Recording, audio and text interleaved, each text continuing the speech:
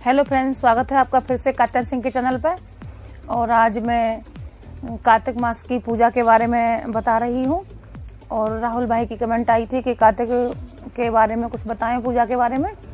तो ये है कि कार्तिक मास में जैसे कि कुछ लोग कल्पवास करते हैं, उसमें माघ मास में जो मेला लगता है उस महीने का भी बहुत बड़ा पुण्य होता है। तो वैसे कार्तिक महीने का भी इसी तरह से बहुत बड़ा पुण्य होता है। और कार्तिक में तो पूजा की कोई सीमा नहीं होती है, जितनी ज़्यादा कर पाए लोग, और कम से कम भी की भी कोई सीमा नहीं है। जैसे जिनका शरीर अस्वस्थ रहता है और कुछ लोग ज़्यादा टाइम टेबल जैसे सुबह ही कहीं जा रहे हैं, तो उन लोगों के लिए ये संभव नहीं हो पाता है। तो कम से कम भी कर सकते हैं आदमी, और ज़्यादा से ज़्यादा तो कितनी भी पूजा कर लो, उसकी कोई लिमिट नहीं है। तो कम से कम का मतलब है कुछ ना करने से अच्छा है कि थोड़ा बहुत कुछ नियम बना लें। तो कार्तिक मास की पूजा के बारे में ये है कि 5 देवों की पूजा इसमें होती है। कार्तिकेय जी का ये महीना है, तो कार्तिकेय जी की तो पूजा होती है, और सूर्य, चंद्रमा और तुलसी माता की पूजा होती ही है, और श्री विष्णु जी की पूजा होती है इसमें, जितनी सब लोग कर पाएँ। तो पहले तो ये है कि पहले तो इस लोगों को इस चीज़ को बहुत लोग करते थे। लड़कियां वैसे कार्तिक नहाती थीं, तो गिनी चुनी नहीं, सारे जैसे जितनी भी लड़कियां कवारी होती थी गाँव में, और वो सब कार्तिक नहाया करती थी। तो आज भी अगर किसी को ये लगता है कि हम ये पूरा कर सकते हैं, तो आज भी कार्तिक नहा सकता है। तो सुबह 4 बजे ब्रह्म मुहूर्त में जगकर नहाना होता है, और यही पंचदेवों की पूजा करनी होती है। तुलसी माता को जल छोड़ो और सूरज भगवान को जल दो, और उसके डेली करना पड़ता है 1 महीने तक, पूरे 300 दिन। और उसमें इतवार का व्रत रहना पड़ता है, इतवार को नमक नहीं खाते हैं। और एकादशी जो आती हैं इसमें 2, उनको व्रत रहना पड़ता है। और फिर लास्ट में एकादशी से और पूर्णमासी तक 5 दिन का पूरा व्रत करना पड़ता है। तो उन 5 दिनों में आप शाम को मीठा भोजन कर सकते हो, या फिर अन्न भी नहीं खा सकते हो, ये अपनी श्रद्धा के ऊपर है। या फिर उन 5 दिनों में भी शाम को कोई मीठा खाना खा के रह सकता है, और नहीं तो उनमें भी वो 5 दिन है, जैसे नवदुर्गा के व्रत रहते हैं वैसे रह सकता है कोई भी व्यक्ति। और पूर्णमासी वाले दिन गंगा जी नहा के उसका उद्यापन होता है। तो गंगा जी चले जाओ लास्ट वाले दिन, और वहाँ पे कुछ दान पुण्य कर दो। और दान पुण्य की कोई सीमा नहीं है, चाहो तो कन्याओं को दे दो, चाहो तो गाय को खिला दो, किसी गुरु संत को दान कर दो जो आपकी इच्छा है, अन्न दान कर दो, फल दान कर दो, वस्त्र दान कर दो जो आपसे बन पड़े, पैसे दान कर दो जितने आपसे बन पड़े। तो गौ माता की सेवा कर लो इस महीने में। ये तो हो गई कार्तिक मास की पूजा।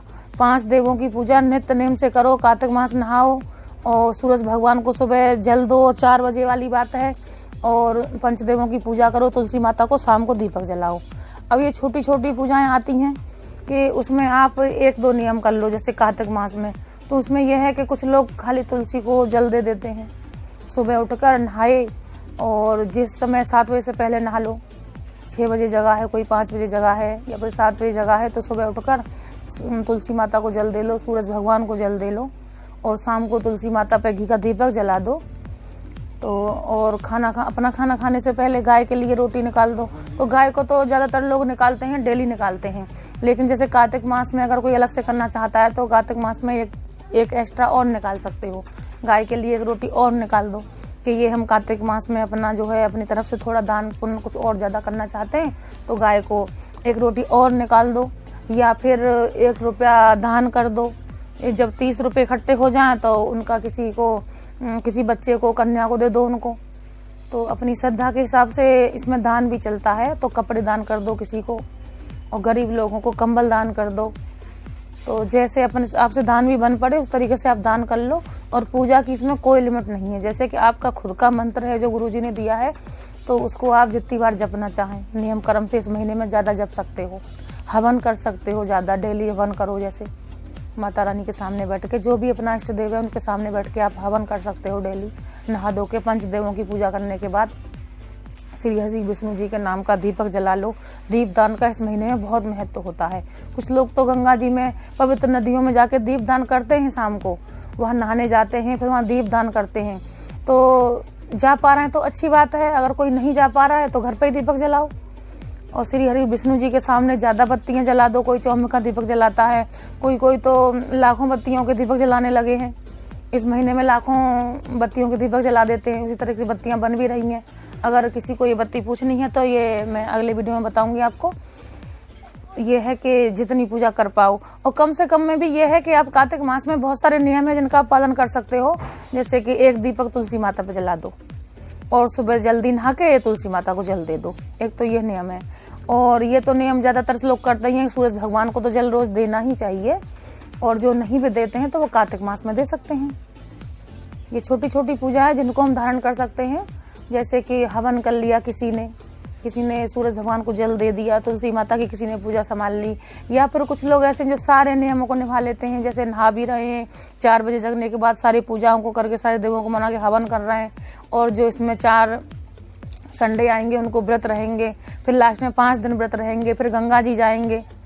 तो गंगा जी का तो महत्व इसमें है ही, लेकिन अपने नहाने वाले जल में ही, अपने नहाने वाला जो पानी होता है हम लोगों का, बाल्टी में 2 बूंद गंगा जल की डाल लो, आसान सी विधि है। आप उसे 4 बजे ब्रह्म मुहूर्त में उठ के नहा लो और अपनी ये पूजा कर लो।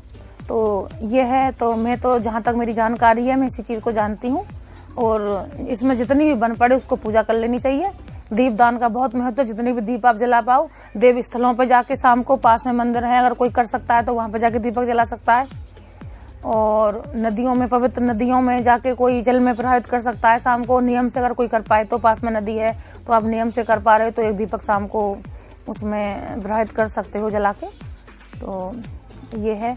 और अगर मेरा वीडियो आपको पसंद आता है तो इसे लाइक करना, शेयर करना और सब्सक्राइब करना, ताकि आगे वाले वीडियो की आपको नोटिफिकेशन मिलती रहे। राधे राधे।